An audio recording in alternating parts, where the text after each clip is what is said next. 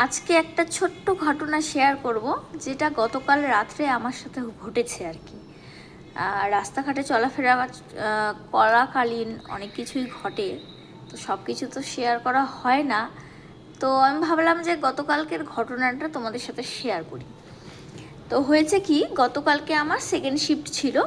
Second shift বলতে সকাল 11:30 থেকে রাত্রি 9:30 অথবা তারও বেশিও দেরি হতে পারে, মানে যতক্ষণ না ক্লোজিং হচ্ছে।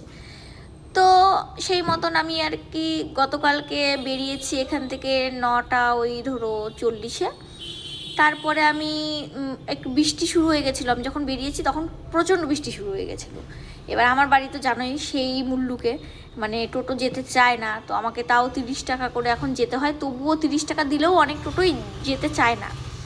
তো আমি রীতিমতন দু একটা টোটোকে বললাম, বলার পর লাস্ট যেই টোটোতে উঠেছি আমি রীতিমতন বলেছি যে ইঞ্জিনিয়ারিং কলেজ মোড় ডাঙ্গাপাড়া।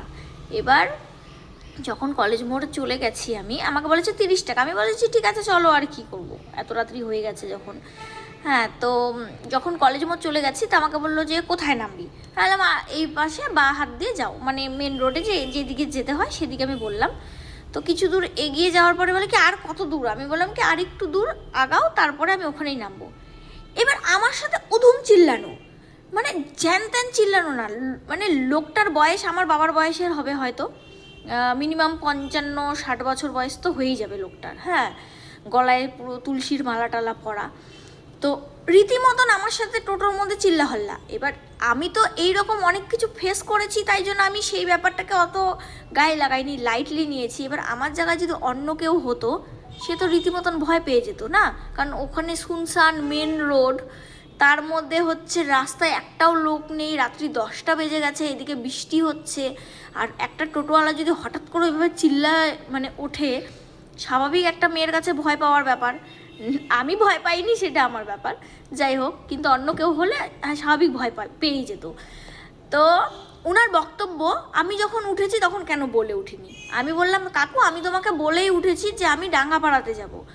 যদি ডাঙ্গাপাড়ার কথা না বলতাম তাহলে তুমি 30 টাকা বললে আমি কি রাজি হতাম? তাহলে তো আমি রাজি হতাম না কলেজ মোড়ের কথা বলে। না, উনি চোটপাট, আর জ্যান ত্যান গলার আওয়াজ না, মানে গলার ভলিউম মানে মাইকও ফেল করে দেবে এমন গলার ভলিউম। উনি টোটো চালাচ্ছে আর এদিকে পিছন ঘুরে আমার সাথে ঝগড়া করছে। হ্যাঁ, মিথ্যা কথা বলবি না, আমি মা বোনকে সম্মান করি, তাই বলে এই না আমি গলায় কাঠের মালা পরে আছি, আমি কৃষ্ণ ভক্ত গোবিন্দ ভক্ত, আমি কখনো মিথ্যা কথা বলবো না। আরে বাবা, আমি বললাম কি কাকু মিথ্যা কথা বলার কথা বলছি না, আমি বলছি যে হয়তো তোমার শুনতে ভুল হয়েছে, হয়তো তুমি বুঝতে পারোনি, আমি প্রথমে ইঞ্জিনিয়ারিং কলেজ উল্লেখ করেছি, তারপরে ডাঙ্গাপাড়া বলেছি, হয়তো ইঞ্জিনিয়ারিং কলেজ মোড়টা শুনতে পেরেছো, ডাঙ্গাপাড়াটা শুনতে পারোনি। উনি কিছুতেই মানতে রাজি না যে উনি শুনতে ভুল করেছে। না, আমার চোখ কান নাক সবসময় খোলা থাকে। আরে বাবা, মানুষ মাত্রায় ভুল হতেই পারে, আমি এত ইয়ং মানুষটা, মানে বলছি না, যাই হোক উনার তুলনায় তো আমি ইয়ং, আমি মাঝে মাঝে শুনতে ভুল করি, তাহলে উনি বয়স্ক একটা মানুষ, শুনতে ভুল হতেই পারে। উনি তো কোনো মতে স্বীকার করলোই না। লাস্টে আমিও চিল্লিয়ে উঠেছি, আমি বলছি কি এত চিল্লাচ্ছ কেন, কথাটা তো আসতেও বলা যায়।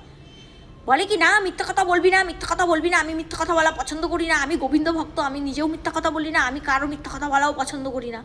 আচ্ছা কাকু ভুল তো হতেই পারে, না হবেই না, হবেই না, আমার চোখ কান নাক সবসময় খোলা থাকে, হবেই না, মানে উনার কথা উনি ভুল করেনি, আমি উনাকে ভুল বলেছি, মানে রীতিমতন চোটপাট আমার উপরে, এরকম অবস্থা। বলে কি বললেই আমি কি মিথ্যা কি সত্যি কথা বললে কি আমি নিয়ে আসতাম না নাকি? আমি বলছি কি যদি আমি ইঞ্জিনিয়ারিং কলেজের কথা বলতাম তাহলে আমি 30 টাকায় রাজি হতাম, এটা তুমি বলো। আর তুমি আমাকে নিজেও দেখো যে আমি আগে দুটো টোটোওয়ালাকে বললে তারপরে তোমার কাছে এসেছি, তাহলে আমি ওই দুটো টোটোওয়ালাকে যখন বলেছি তাহলে ওই দুটো টোটোওয়ালার সাথে কেন গেলাম না? কারণ ওরা ডাঙ্গাপাড়া পর্যন্ত আসবে না, শুধুমাত্র কলেজ মোড় পর্যন্তই আসবে। যাই হোক, এত কিছু ঘটনা ঘটেছে, উনাকে তো আমি কোনো মতেই বোঝাতে পারলাম না যে শুনতে ভুল করেছ, উনার বক্তব্য উনি ঠিক আমি ভুল। তো যাই হোক, এইসব ঘটনা হামেশাই ঘটে, মাঝে মাঝেই ঘটে আমার সাথে, তো তোমাদের সাথেও ঘটতে পারে এইসব ঘটনা। তো যখন টোটোওয়ালাকে বলবে একটু ভালো করে 2-3 বার করে বলে উঠবে, কারণ আজকালকার টোটোওয়ালাদের যা দেমাগ বাবা, একটা সরকারি চাকরি করা মানুষেরও এত দেমাগ না, একটা টোটোওয়ালাদের যা দেমাগ। যাই হোক, কাউকে আমি ছোট করে কথাটা বলছি না, শুধু আমার বক্তব্য একটাই, মানুষ মাত্রায় ভুল হতেই পারে, শুনতেও ভুল হতেই পারে, তো তুমি স্বীকার করো না। স্বীকার করলো না, অবশেষ কান্ডাল পর্যন্ত স্বীকার করলো না। যাই হোক, আমি গলির সামনে নামলাম, টাকা দিলাম, চলে গেলাম। আর আমি কি বলবো, এখানে তো আমার আর কিছু বলার নেই না।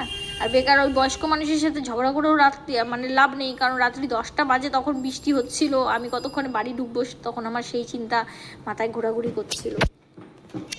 এরকম অনেক কিছু ঘটনাই আমার সাথে ঘটে, ভাবি তোমাদের সাথে শেয়ার করবো, আর শেয়ার করে ওঠা হয় না।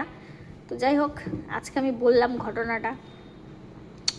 কি বুঝলে তোমরা একটু আমাকে জানিও কমেন্টে।